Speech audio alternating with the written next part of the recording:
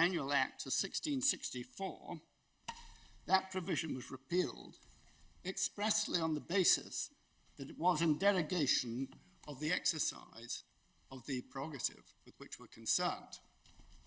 And since then, Parliament has not sought to legislate generally in respect of prorogation,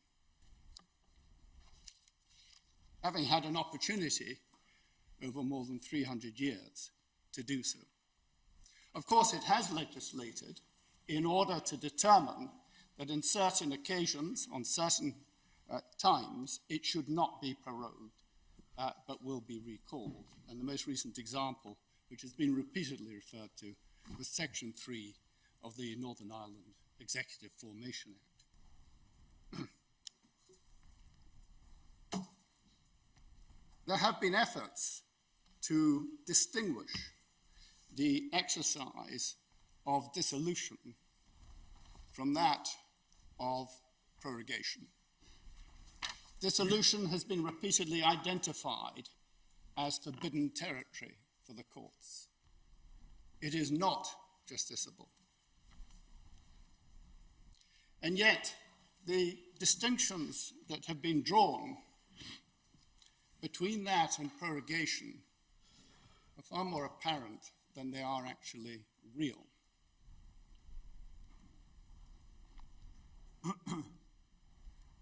In respect of dissolution, of course, Parliament cannot be recalled, and there will ultimately be an election. Following that election, of course, it's provided by the Act of 1694 that Parliament might not be summoned for a period of up to 3 years. Even in the period from dissolution to election, and I'll come on in a moment to look at that period, the executive would remain in place, and indeed would remain in place during the period when Parliament had not been summoned following an election. Of course, we now have a decision by Parliament to regulate dissolution by primary legislation, the Fixed Term Parliament Act. Under the terms of that Act, and the periods are quite instructive, I will suggest, the period between dissolution and an election must be 25 working days or 35 calendar days,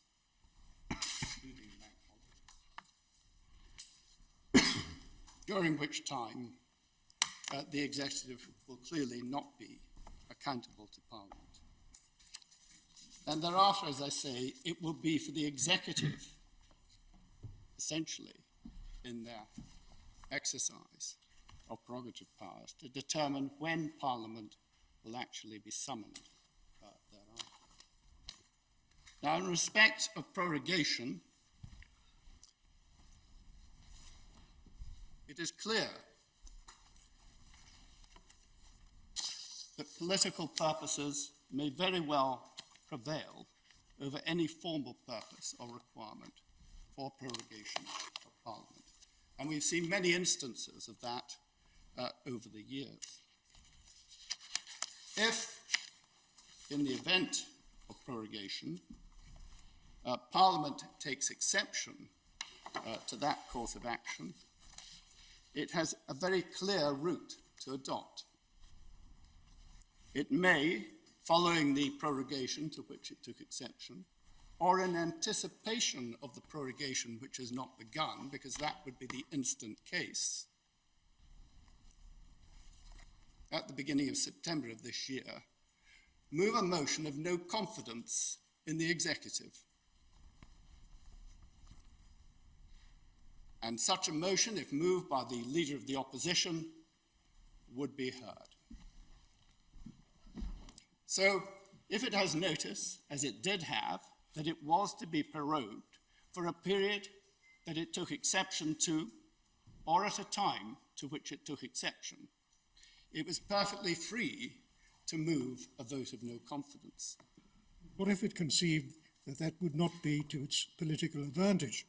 The Lord makes the very point I was coming to. I'm sorry, I keep anticipating your points. Do forgive me, Lord Keane. That is precisely the point.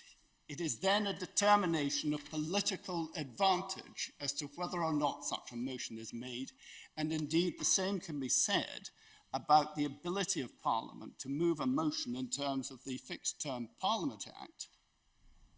And such a motion was, of course, moved in anticipation of the prorogation, but the opposition chose to abstain. Again, an entirely political act. They did not wish to go to the country. They did not wish to go to the people. We've heard this suggestion that dissolution is different because the executive is then answerable to the people. Well, by way of prorogation, again, the executive may very well be answerable to the people if Parliament takes exception to the prorogation that has been proposed. So I respectfully suggest that the attempt to draw some distinction between the justiciability of the dissolution of Parliament, which of course prior to the Fixed Term Parliament Act would be determined as a political act essentially, and that of the exercise of the prerogative of prorogation is simply not worthy of any detailed examination. The results may very well be the same. The political considerations of all sides of Parliament are bound to be very similar, and the act of the executive can always be the subject of scrutiny, ultimately by the people in the form of an election. Should Parliament choose to adopt that route? But as the Lord Kerr observed, they may decide that it is not politically convenient for them to achieve that consequence. So that is where we stand so far as the issue of justiciability is concerned. Whether it be dissolution or whether it be the prerogative of prorogation, this is forbidden territory. It is a matter between the executive and Parliament. And if Parliament takes exception to the executive, they have the tools available to address the matter. If they choose not to employ those tools, that's a political matter. It is entirely for them.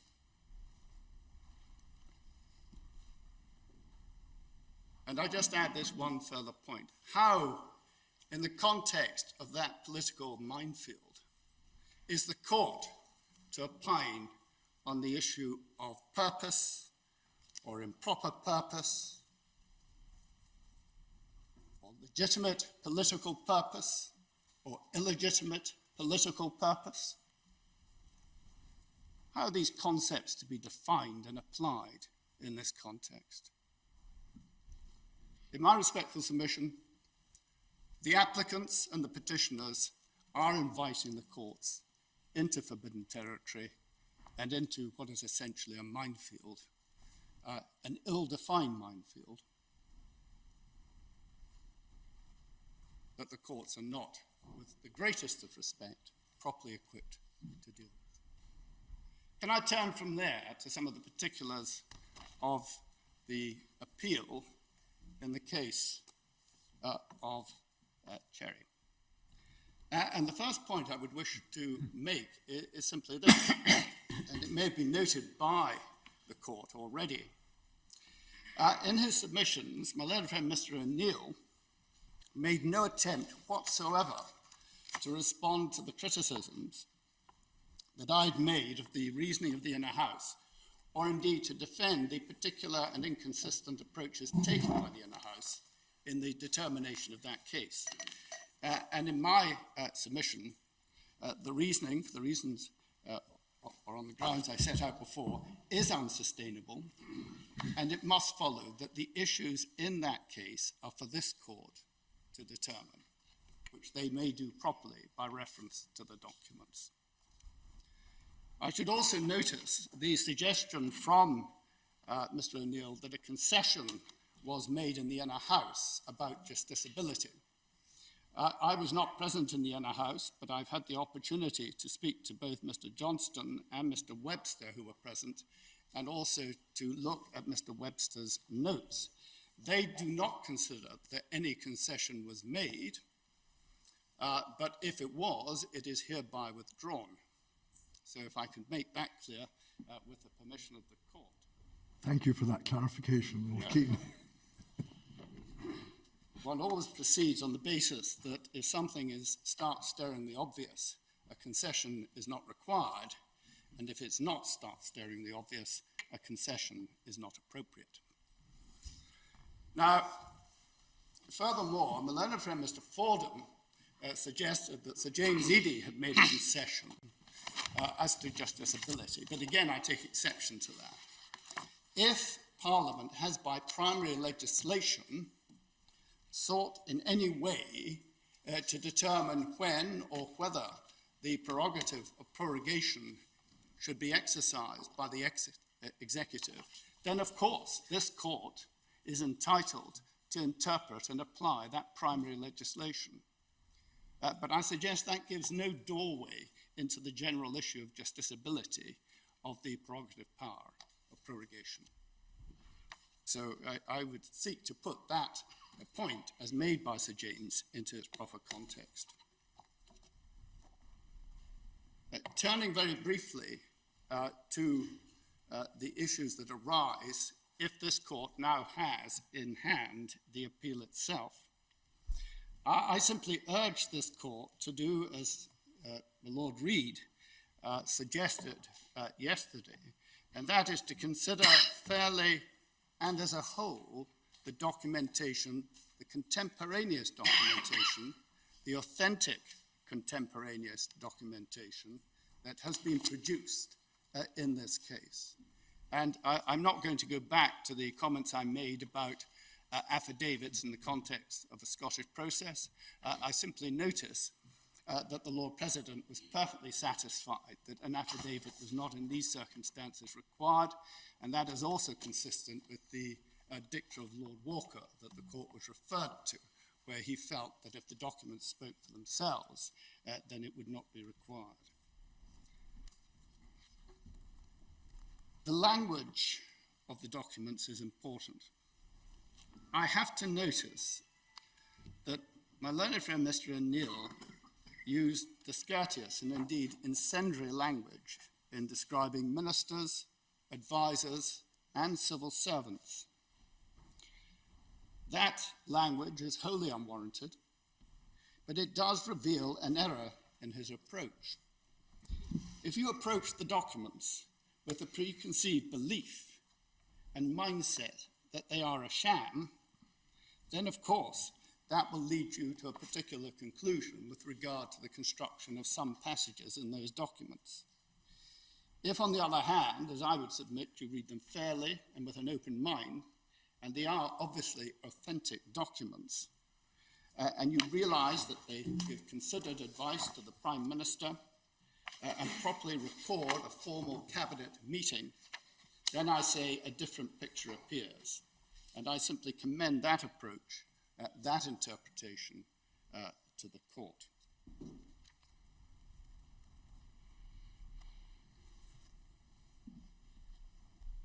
There was a complaint, of course, that somehow prorogation prevents accountability. Well, it is a fact that for a period, prorogation will affect accountability in Parliament.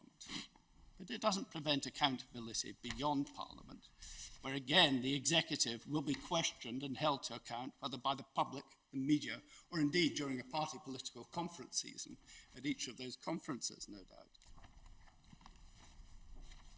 But prorogation no more intrudes upon the idea of accountability than would dissolution. And again, I cite the point that even under the Fixed Term Parliament Act, there will be no accountability of the executive to Parliament for a period of 35 days after dissolution. And nothing can be done in that period because Parliament could not be recalled. Whereas in respect of prorogation, there are, of course, a series of statutory mechanisms that may be employed for that purpose and according to particular circumstances. So again, if one was to fall back on the comparison with dissolution, I would suggest that in fact, prorogation is so clearly a matter that is political in nature that it falls within the forbidden territory. Now, a number of questions were raised, including by my Lord Sale, about the effectiveness of post-prorogation controls. But in a sense, the same arises with regard to dissolution. If there's dissolution and the government goes to the country and it's re-elected, it may be held account for the grounds upon which it sought to dissolve for political purposes at a particular time. So there's no greater and no lesser a degree of control. Of course, the ultimate political control, whether it be prorogation or dissolution, is the ability of Parliament to express no confidence in the government, and is the ability to take the government back to the country. And when looking at all of this, we mustn't forget that one of the primary aims of the opposition in Parliament is to replace the government. They're not just there to hold them to account, they're there to replace them. Just as the government has a political imperative to pursue its own policies, so the opposition has a political imperative to seek to pursue their policies. And that is all part of the political ground where the courts should not be. Now, in passing, and towards the end of his submissions, the learned friend Mr. O'Neill asserted that the United Kingdom could not leave the European Union without a deal unless that was authorised by further primary legislation. And that was apparently because departure would impact upon individual rights. I don't want to dwell on this point. It arose in the inner house, but not before Lord Doherty in the outer house. Our note of argument in the inner house addressed this issue at paragraph 66 to 70, which is MS 415. I should just add that Mr. O'Neill's case was directly rejected by Lord Drummond Young at paragraph 110 of his opinion, that's MS 1245. It was rejected as a relevant challenge to prorogation by Lord Bronte in paragraph 71 of his judgment, that's at MS 1208. And the Lord President rejected that prorogation could have any effect on individual rights, that's at paragraph 59, MS 1212. So, in my respectful submission, the submissions by my learned friend Mr. O'Neill do not take him to where he would wish to be, and the appeal should be sustained on the unchallenged grounds that I sought to advance in opening before the court. Now, the court will be aware that we've produced two further notes, and it's perhaps appropriate that I should make reference to these. If I could deal first of all with the note on the effect of prorogation on legislation.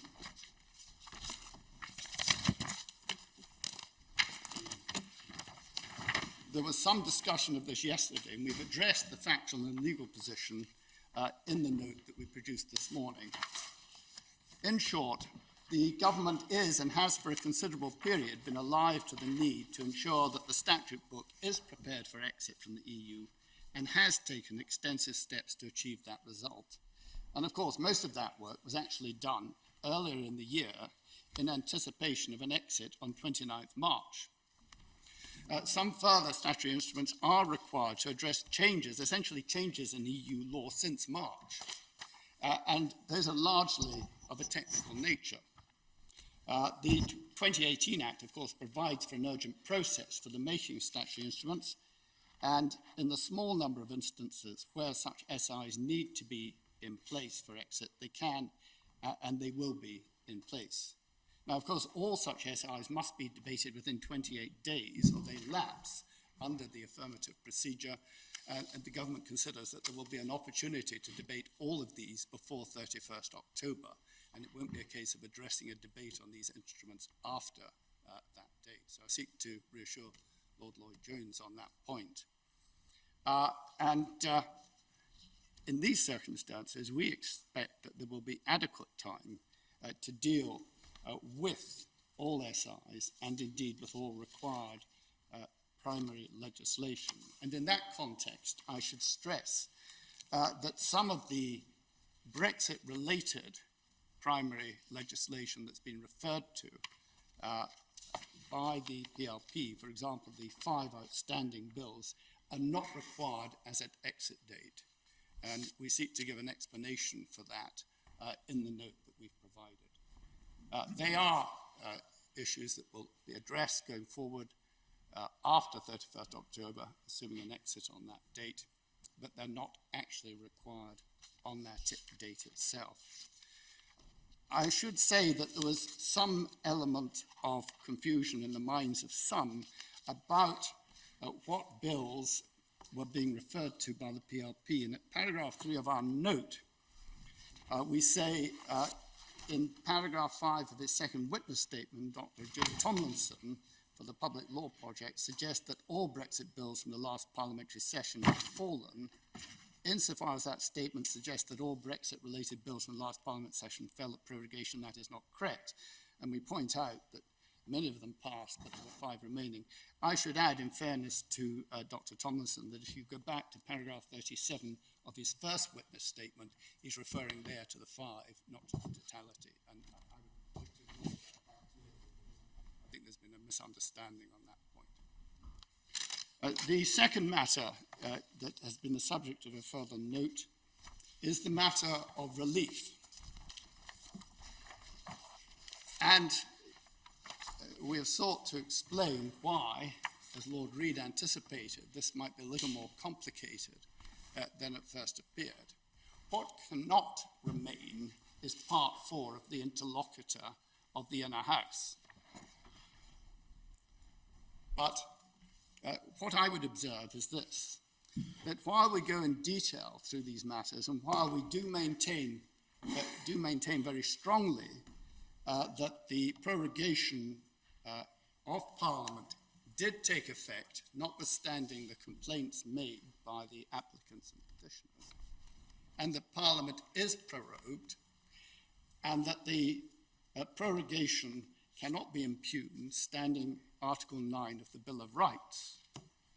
There is room, of course, for the court to make a declarator or declaration if it comes to the conclusion, contrary to our submissions, that the advice given to the sovereign was unlawful. But that, I venture, is all that would actually be required in the context of this case, a declaration that the advice was unlawful. And it would then be essentially for Parliament and the executive in particular, to decide how to respond to that, considering the reasons that may be given by the court if it comes to that determination. So is your position that if such a declaration were made, the order in council, the prorogation effected by the commissioners appointed by the order in council would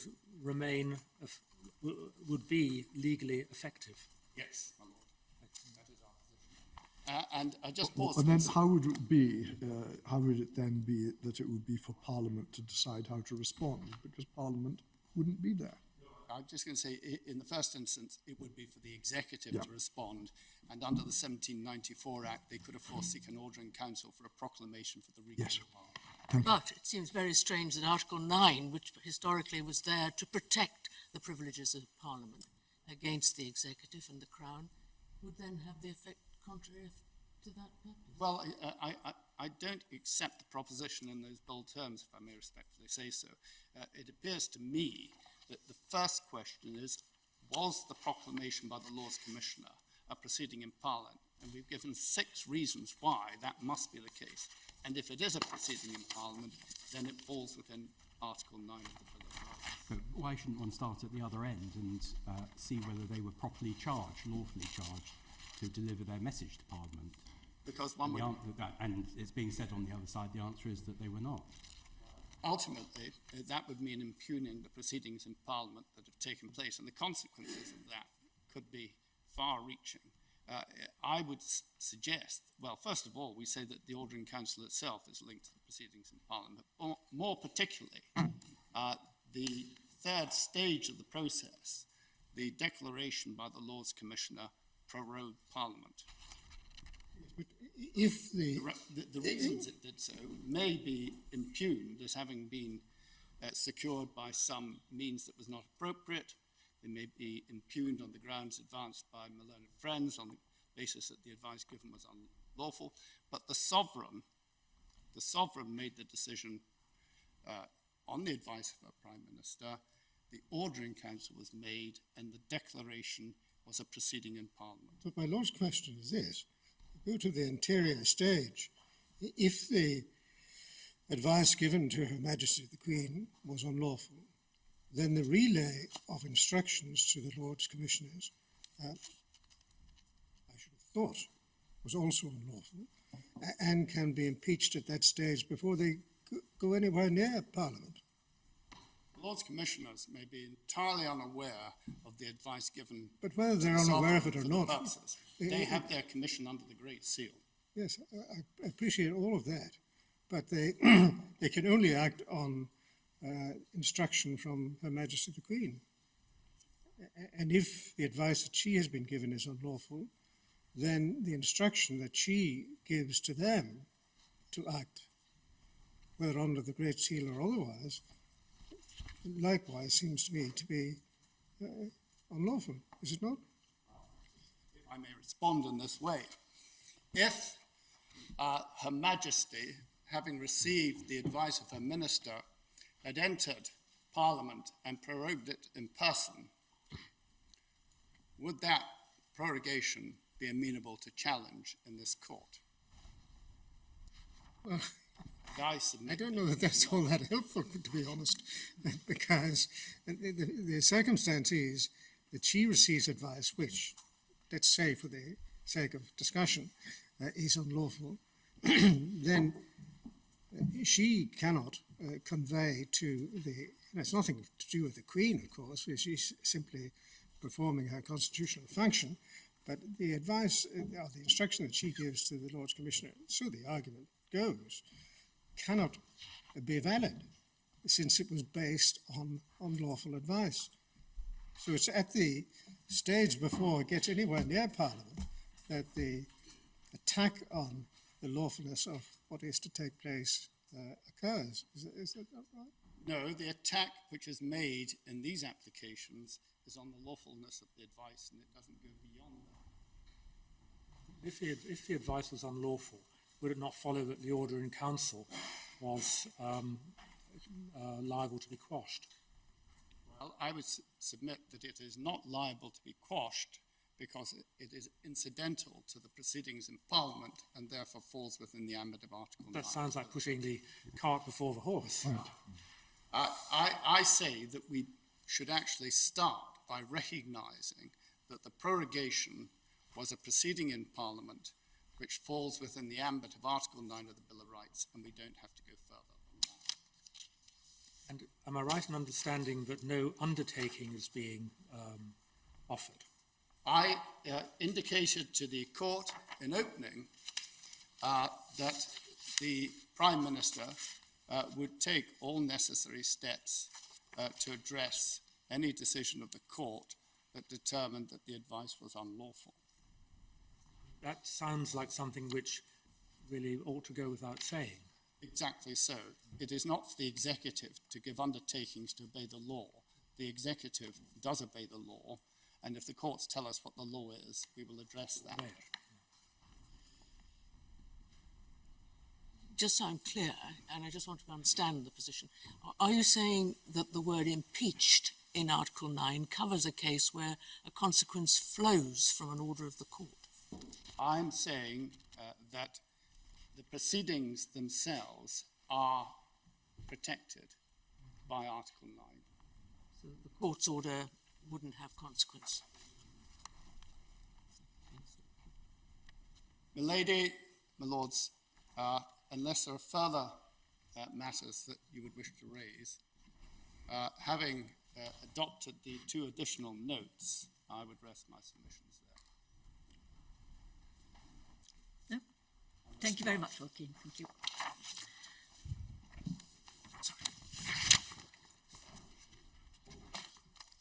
With panic. I suspect that Mr. O'Neill may be correct in saying this case is unique in having 3 members of the House of Lords addressing it. Whether that's an advantage the court may not need to pronounce upon. Or perhaps a precedent. Lord Panic. My ladies, my lords, I gratefully adopt the submissions that the court heard this morning from the Lord Advocate, from Mr. Fordham and from Lord Garnier. The court has received comprehensive oral and written submissions over the last 3 days. And I therefore wish in my reply just to emphasise what we say with respect are the central errors in the arguments advanced by my friends Lord Keane and Sir James. And may I say something about the facts and then the law, and then can I address the remedy, as my friend Lord Keane did. Now, on the facts, we say the central issue is why was it appropriate to prorogue for 5 weeks, longer, as the court knows, than on any occasion in the past 40 years. And Lord Keane's response when this question was put to him was that the prorogation was not in substance for 5 weeks, because 3 weeks of the period would have involved the recess of Parliament for the conference season. Therefore, in truth, the prorogation is for 7, I think he said, 7 working days of Parliament.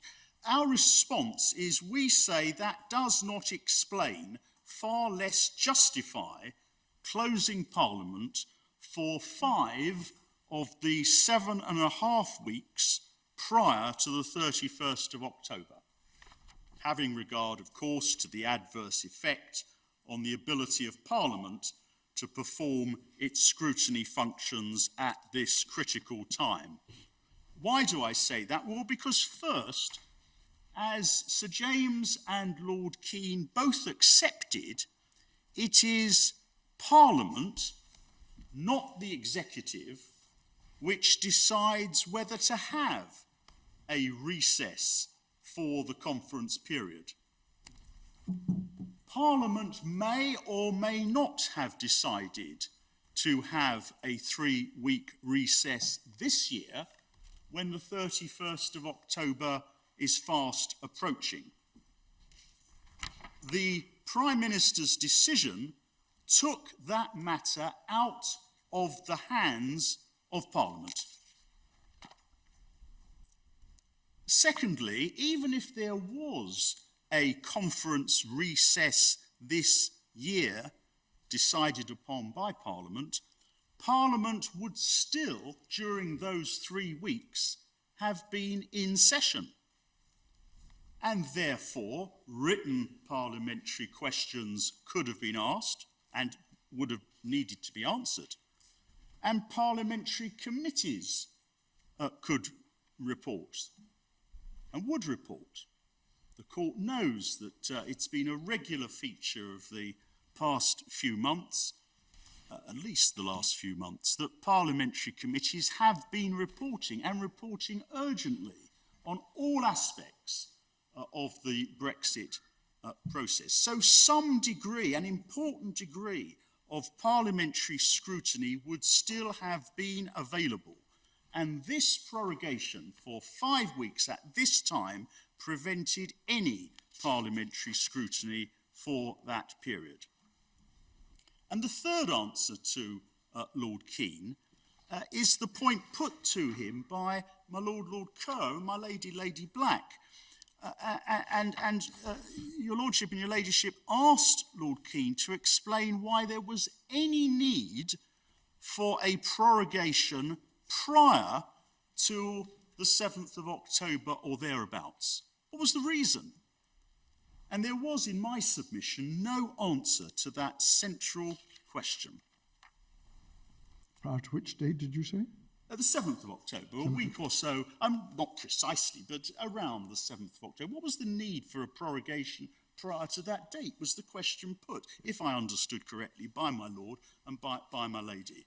And I say, court heard the answers, I say there was no coherent answer to that question. The documents on which Lord Keane relies in relation to this whole matter include, let us not forget, the note dated the 16th of August in the Prime Minister's own handwriting. It was read out yesterday by my friend Mr. O'Neill, and I don't ask the court to go back to it, but it's in the Miller Trial Bundle, tab 39, page 316, electronic page 379, and it's the one where the Prime Minister says the whole September session, these are his words, is no more than a rigmarole to show the public MPs earned their crust. That's what it says, and that's his words. And I'm very happy for the court to follow Lord Keane's approach that he articulated a few moments ago. Read this document fairly and with an open mind. There's no need to adopt any incendiary language, Lord Keane's criticism of my friend Mr. O'Neill. The document speaks for itself. And what does it show? It shows the Prime Minister's failure to understand that Parliament, as the sovereign body, will wish to ask questions of the executive, to debate matters, to report through its committees, possibly enact more legislation. And it will wish to do so during these September weeks concerning the negotiations, if any, with our European partners and the planning for no deal. And I was asked on Tuesday by my lady, Lady Arden, about the bills that were lost because of the prorogation from the 9th of September. And the court now has the answer, detailed answer to that question. And there's no dispute. The government's note accepts that a number of important bills have been lost. They include, incidentally and sadly, the Courts and Tribunals Online Procedure Bill, on which, if I may say so, Lord Keane worked tirelessly and skillfully to pilot through the House of Lords. It's one of many bills that have been lost. Now, Sir James points out, and he's absolutely right, that it is inherent in prorogation that bills are lost. But my lady, Lady Arden's question is important because it provides a further answer to the Prime Minister's suggestion in his handwritten note that I mentioned a few moments ago, that Parliament has got no business to transact during this period. So what's all the fuss about? The bills, some of them very important bills, that were being debated, that were going through the stages of both the House of Lords and the House of Commons, demonstrate the error in the Prime Minister's analysis. And we therefore maintain our factual submission made in opening that this 5-week prorogation has prevented Parliament from carrying out its scrutiny functions over the executive for a period of exceptional length, longer than any prorogation in the past 40 years, for no rational reason, and at a time when the constitutional principle of the executive being answerable to Parliament is of vital importance. All of this conflicts, and I'm coming on to the law, with the constitutional law principle that the executive is subject to parliamentary scrutiny. And it's enough for our case to apply, as the Deputy President put to me on Tuesday, the Padfield principle that a minister can be shown to have acted unlawfully in the exercise of a discretionary power because of the effect of the decision.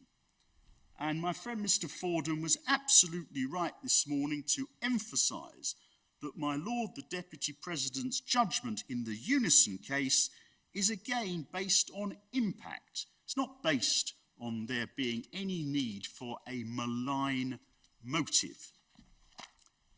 But I add, if necessary, and on my case it is not necessary, I would go further, if necessary, and invite the court to draw the inference that the length of the prorogation was motivated or at least strongly influenced by the Prime Minister's wish to prevent scrutiny by Parliament because he regarded Parliament as a threat to the successful implementation of his policies.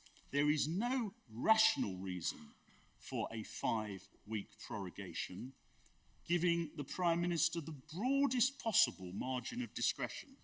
And if that's right, the court is entitled to draw an inference that there was an improper reason. See Padfield. I remind the court that in opening I referred to 2 interviews given by the Prime Minister himself on the 30th of August. It was our trial bundles tabs 54 and 55. The court will recall it was a BBC interview and a Sky News interview. And in each of those, the Prime Minister himself stated that Parliament was a threat to the implementation of his policies. Neither of my friends, Lord Keane nor Sir James, addressed that evidence. The documents on which the government relies are of limited assistance to the court because there is no witness statement by or on behalf of the Prime Minister telling the court that they contain the only reasons for a 5-week prorogation. May I turn to the law? The argument advanced by both of my friends has 2 main limbs. First, they say the issues are not justiciable. And second, they dispute that there is any relevant principle of constitutional law. We respond that those 2 points go together.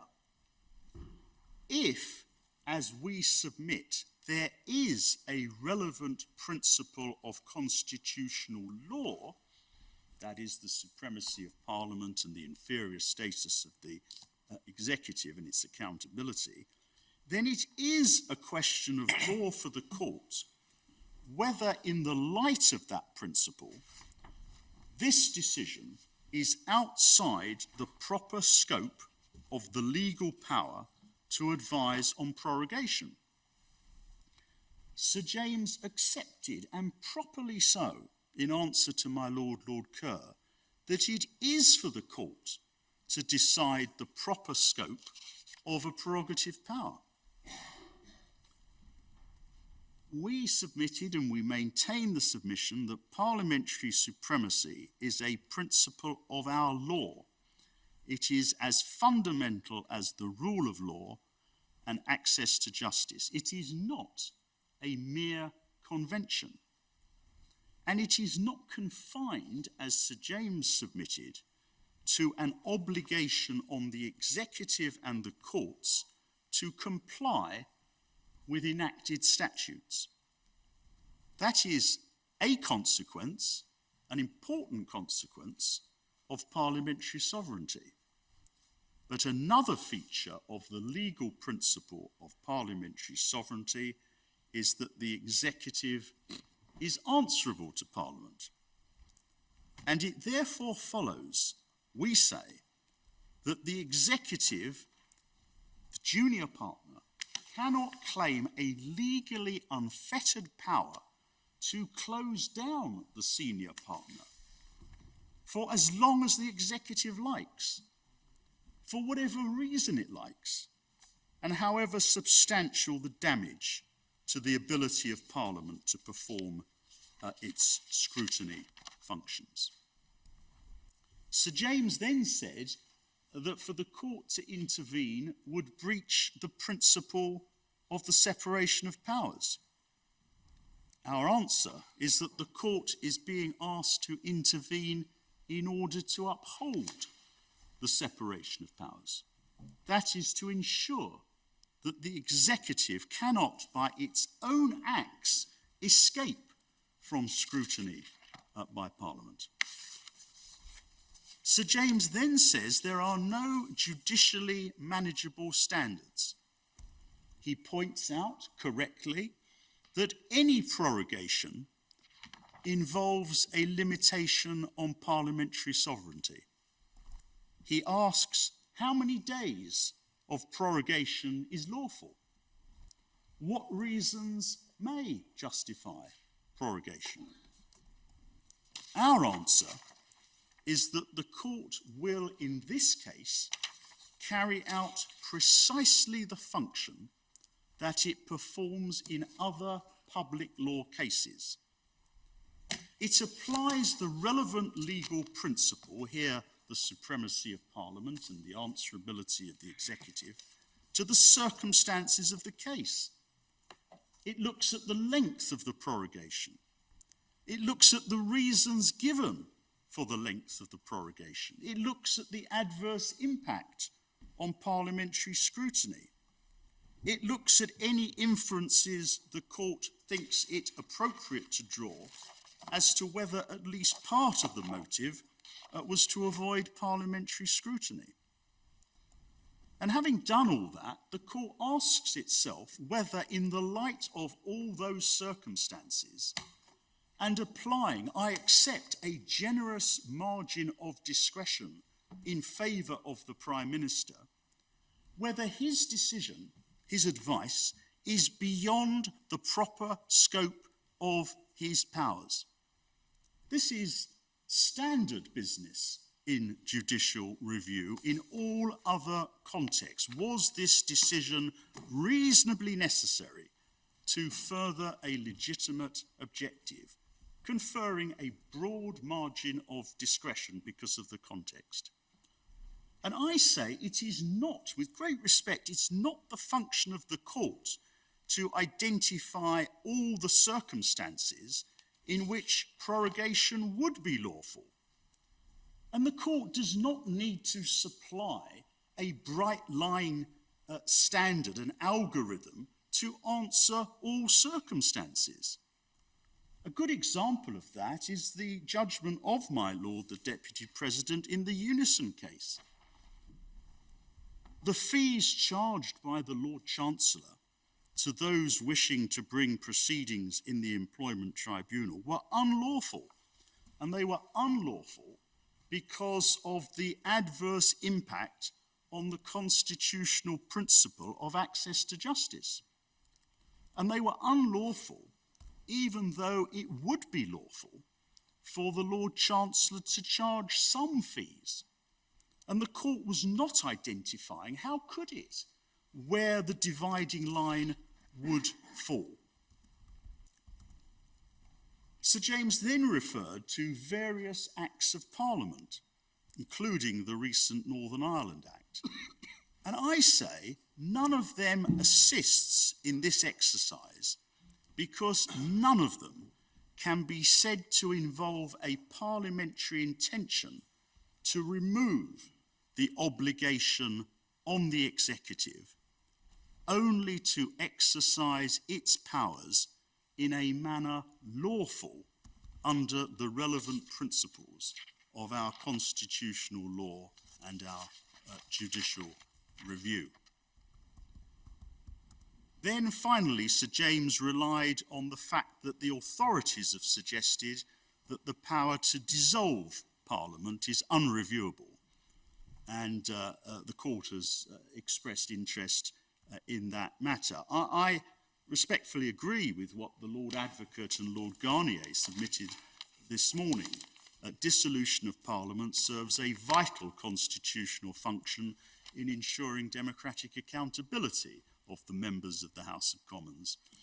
But I add a further factor. Prior to the abolition of this prerogative power in 2011, it was unreviewable because it was a personal prerogative of the Crown. See RFV Houston, Essays in Constitutional Law, its authorities, our authorities, the Miller authorities, volume 5, tab 81. And the relevant passage starts at page 75 and continues to address this question at pages 79 to 80. Now, my Lord Carnworth asked Sir James whether it was his submission that Her Majesty does enjoy a personal prerogative in relation to prorogation of Parliament.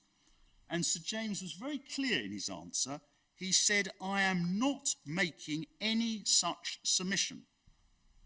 And that answer, the court will recall, is consistent with what happened in this case. I showed the court in opening the radio interview with the President of the Council, Jacob Rees-Mogg. I think he said, "I'm not making any positive submission to that effect." But Yes, I'm not making any such submission. It's no part of his case. No, I It's think no that's part what of his I'm case. And it's our argument is to the contrary. And I say it is entirely understandable why Sir James did not make a positive submission that Her Majesty does enjoy a personal prerogative in relation to prorogation. And the reason, I respectfully submit, is that given in argument by my Lord Sales. It would be profoundly unsatisfactory in a constitutional democracy governed by the rule of law if the court were to conclude that there does not need to be any legal controls on this power because any abuse can be addressed by Her Majesty. That would place Her Majesty in a quite impossible position. Remedy. The remedy we seek from the court is a declaration that the Prime Minister's advice to Her Majesty was unlawful. And we would respectfully ask the court, if it is in our favour, to make such a declaration as soon as possible, no doubt for reasons to follow. As soon as possible, because time is of the essence. We do not accept the argument, respectfully do not accept the argument advanced by my friend Lord Keane that Article 9 of the Bill of Rights immunises the order in council or any action that was taken in reliance upon it. And that is because the order in council was based, if our submissions are correct, on unlawful advice. The order in council is not a proceeding in Parliament. It precedes the proceedings in Parliament. And therefore, if necessary, we would argue that the court is able to give further relief. However, we would expect, in the light of a declaration, that the Prime Minister will ensure that Parliament resumes as soon as possible next week. And we consider that the appropriate way forward is for these matters, in the light of a declaration, to be addressed by the Prime Minister, by politicians, and by the parliamentary authorities. And we recognise that unless it is necessary to do so, this court will understandably be reluctant to grant further relief. The court understandably will be anxious not to take any steps that may be seen as trespassing on the exclusive right of the Houses of Parliament, quote, to determine the regularity of their own internal proceedings. I quote from Lord Simon in the Pickin case at page 799A.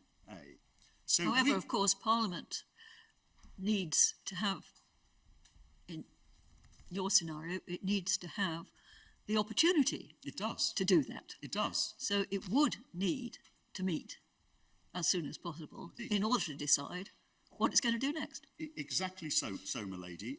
And I emphasise, although we are seeking only a declaration, it's an important declaration. We would ask the court, if it's with us on the merits, to give an indication, if the court thinks it appropriate, an indication of what the court expects now to happen. That is, for Parliament urgently to meet so that Parliament can decide what happens next. Can I ask, Yes, would Parliament have power to determine that it had not been prorogued and then to save all the bills that were lost or seemed to be lost when the purported prorogation happens?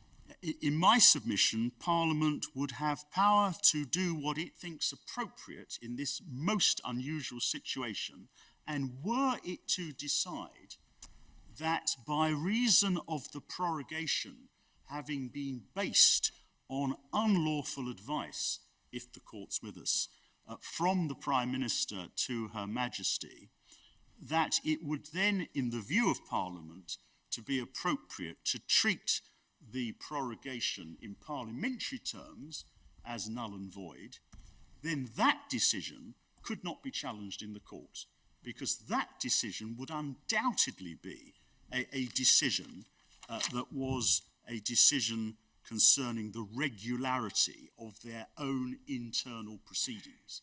And I am submitting that the appropriate way forward in this unusual and difficult circumstance is to let Parliament sort out the problem. But it can only do so if, first, the court grants a declaration that the advice was unlawful, and if the court, with great respect, thinks it appropriate to do so, encourages the Prime Minister to ensure that Parliament meets as soon as possible next week.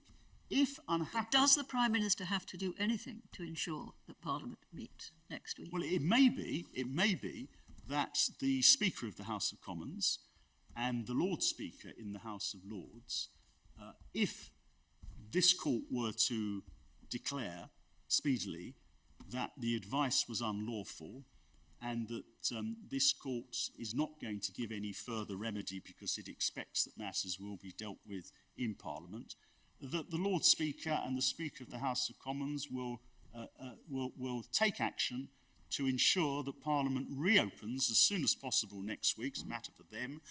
And then Parliament can debate, and Parliament will decide exactly how it wishes to proceed. And in my submission, that is the appropriate way forward. It's not for this court, I respectfully submit, to become involved in those matters unless it really has to, unless the matter needs to be looked at further. Well, I quite understand that, but do I correctly understand your submission that if a declaration of unlawfulness in relation to the advice is given, it doesn't require any intervention by the Prime Minister? It's really a matter then for Parliament. That would be my submission. It would be a matter for the Lord Speaker, the Speaker of the House of Commons, to decide how best now to proceed. They would know, in that contingency, they would know that this court, the Supreme Court, had ruled that the Prime Minister's advice, which led to the prorogation, was unlawful. They would know, if the court were prepared so to indicate, that the basis of that declaration was that the court took the view that the parliamentary scrutiny was required for legal reasons, and no doubt politicians and others would be asking the Speaker of the House of Commons and the Lord Speaker to reassemble Parliament so that Parliament can decide as soon as possible next week how they think, how Parliament thinks it best to proceed. This court would have done its job, and it would then be back to Parliament. All that could stand in the way of that would be if the Prime Minister, and I very much hope that this is unrealistic, that the Prime Minister hears of a declaration, hears of indications from the court, that says, well, I'm simply not going to take action. In those circumstances, we would submit that it would be open to the Speaker of each House to reassemble Parliament, if they so wished. He doesn't have to take action on your submission. In my submission, no. I'm just wondering about the possibility that this might lead to a further constitutional clash. The implication of Lord Keane's submissions, as I understood them, was that even if this court were to declare that the advice was unlawful, Parliament would nevertheless stand prorogued, because the prorogation, he submits, is nonetheless effective. And following that logic, Parliament could not meet again unless, I suppose, a proclamation were to be made under the 1797 Act, which would have to be initiated by the Prime Minister. My answer to that is if the court gave a declaration, and even if the court, as I'm suggesting, gave no further remedy, it would be implicit in that what followed from the advice was infected by the illegality, the unlawful nature of the advice. And if it were thought appropriate by the Lord Speaker and the Speaker of the House of Commons, notwithstanding the view of the Prime Minister, to reassemble, there could be no legal challenge to that. Parliament would be deciding how best to proceed. There could be no legal challenge to any decision that was made by Parliament itself as to what to do next. That's my submission. I just wonder whether people don't need to have a clearer view, whatever the outcome of these proceedings are, where everyone is left. I mean, if we uphold your appeal, isn't it going to be very important, not least because of the time constraints which you've urged upon us, that it's very clear who is the person in law from whom further steps are required? Is it the Prime Minister, which it would be if Parliament is prorogued, as I understand it, or is it the Speakers, which it would be, as I understand it, if Parliament was not prorogued? Don't people need to know where they stand a little bit more clearly than you're indicating? Our concern is that time is passing.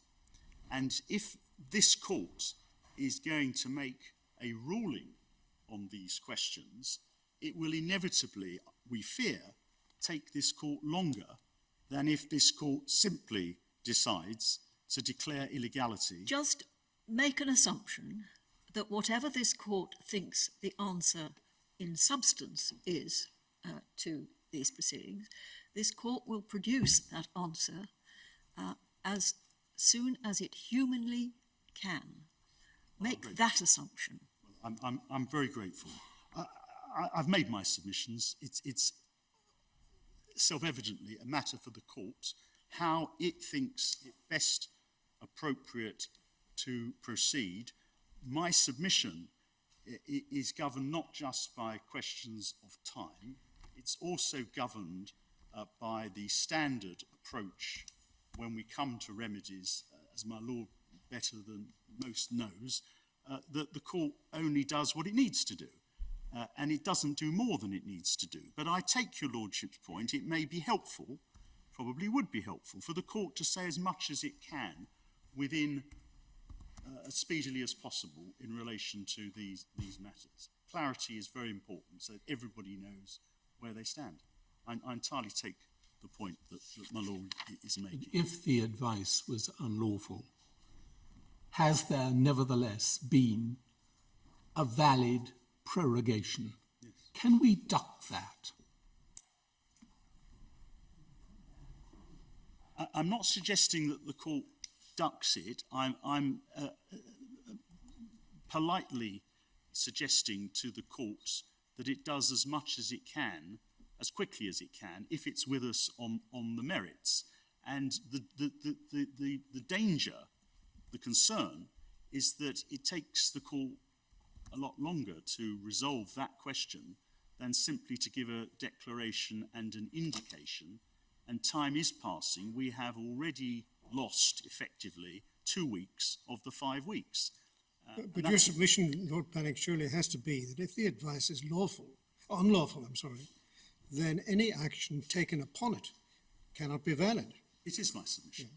It is my submission. And although you're not asking us to go further, there is an order in the Scottish proceedings to the effect that the prorogation is of no effect. I take that. And we're being asked by Lord Keane to recall That is also true. that order. That is true. But I'm anticipating, this may be impertinent, that the court is going to give an answer as soon as possible, as soon as humanly possible, to use the President's word, but it's going to give a reasoned decision at a later stage. I assume that the court is not going to produce it all in one go. Make no assumptions I make no assumptions. whatsoever. I make no assumptions. We are asking the court to do whatever it thinks is appropriate in these circumstances. I've made my submissions, but I take my Lord's Deputy President's point in relation to this, and I take the point made by Lord Sales and Lord Wilson. I may have misunderstood you, but when you talk about a declaration of unlawfulness, does that extend only to the advice or also to the standing of the order in council? Well, we have asked only for a declaration that the advice of the Prime Minister was unlawful. Yes.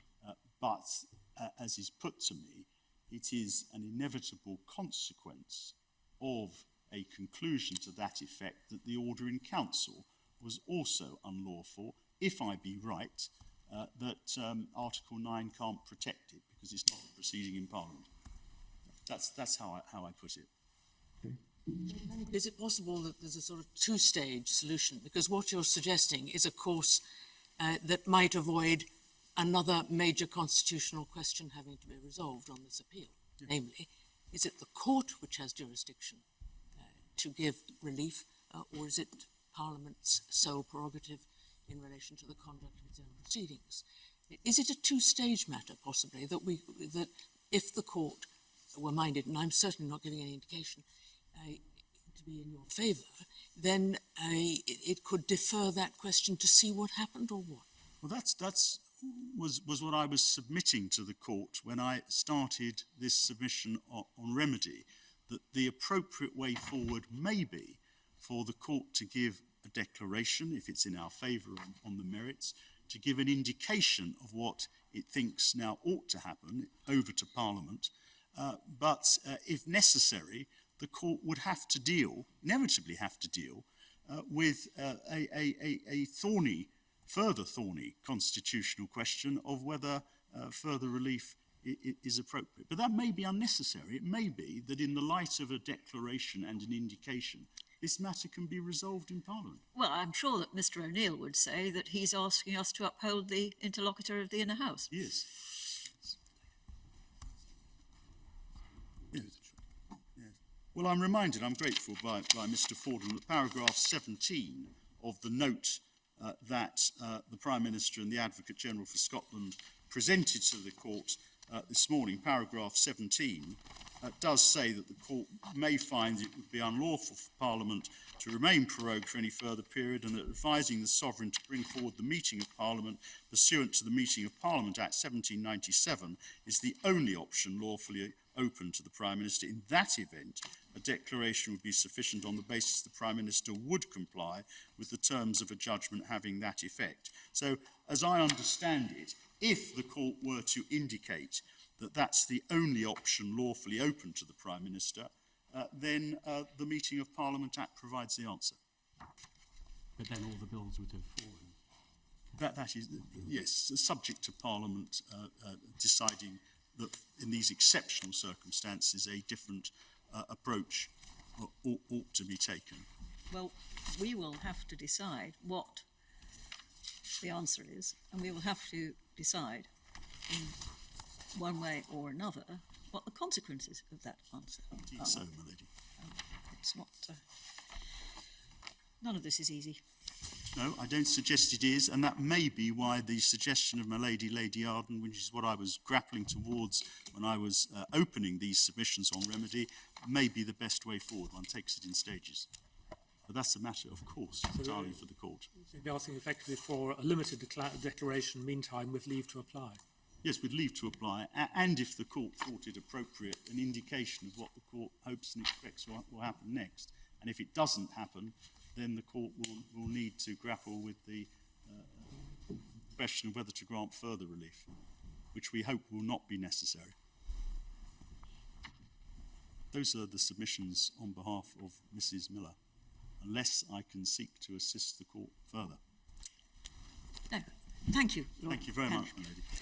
And thank you to everyone who's been involved in the preparation and presentation of these cases. A great deal of work has gone on behind the scenes to ensure that the large number of documents, the parties' written submissions, the relevant materials, the authorities, could be made available to us in an organised form and in a very short time. We appreciate that. We're also grateful to the Council who have addressed us for their oral submissions and for largely keeping to the timetable that the court had set. And we recognise the demands that this hearing has placed on the court staff and everyone else involved. I must repeat that this case is not about when and on what terms the United Kingdom leaves the European Union. The result of this case will not determine that. We are solely concerned with the lawfulness of the Prime Minister's decision to advise Her Majesty to prorogue Parliament on the dates in question. As we have heard, it is not a simple question, and we will now consider carefully all the arguments which are being presented to us. But we also know that this case must be resolved as quickly as possible, and we hope to be able to publish our decision early next week. Thank you again, one and all. The court is now adjourned. Thank you.